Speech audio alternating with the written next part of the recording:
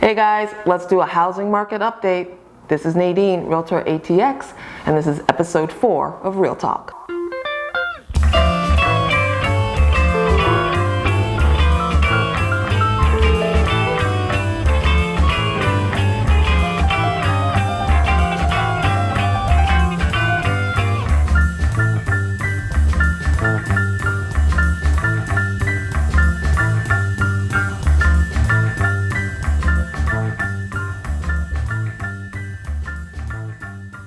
Let's get right into it. So the real estate market in Austin, Texas is just a fascinating case study in the ebbs and flows of the market. Although home prices are still well above the national median, there are definite signs of softening.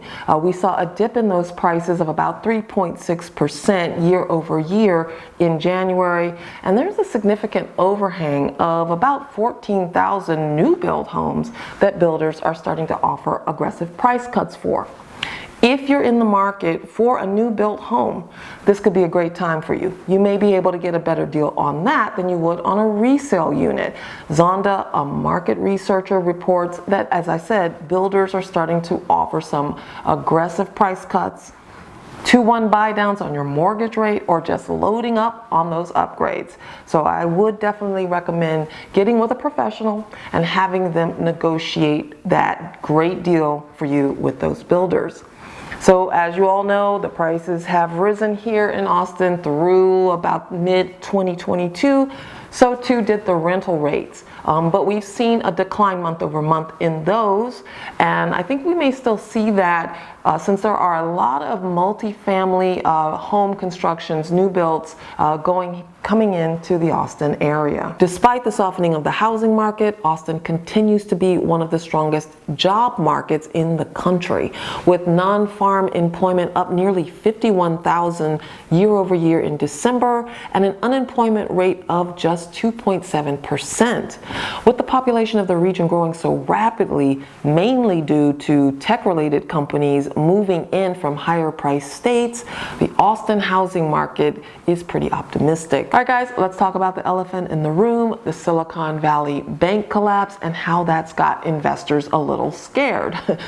So what's happening? They're moving their money. They're moving their money from individual stocks, which are a bit riskier, into treasury bonds, which are a bit safer.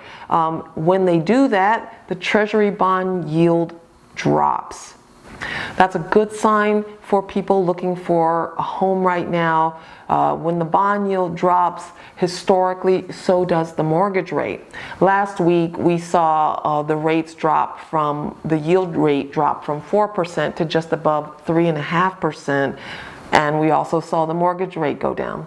So this is a good time to check in with your mortgage bankers, your mortgage brokers, and see if you can lock down that rate. Some of these banks are giving a 6-month lockdown. Some are giving a year lockdown perhaps. So just check in and see which program you can get. In Austin, guys, what I'm seeing on the ground, if a house is priced well, and I don't mean too low and obviously not too high, if it's priced well, it will get a lot of attention, it will sell quickly, and it may get multiple offers.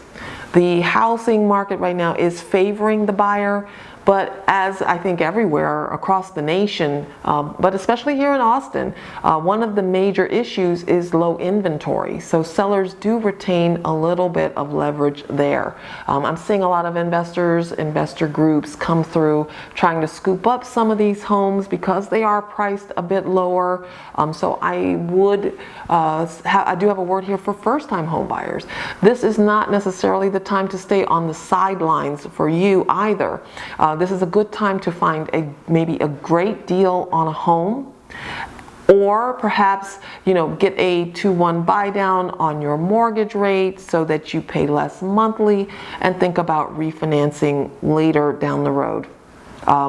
In conclusion, here in Austin, the real estate market is very positive. There's just great growth population-wise, employment-wise. Again, the business environment is favorable. The weather is favorable.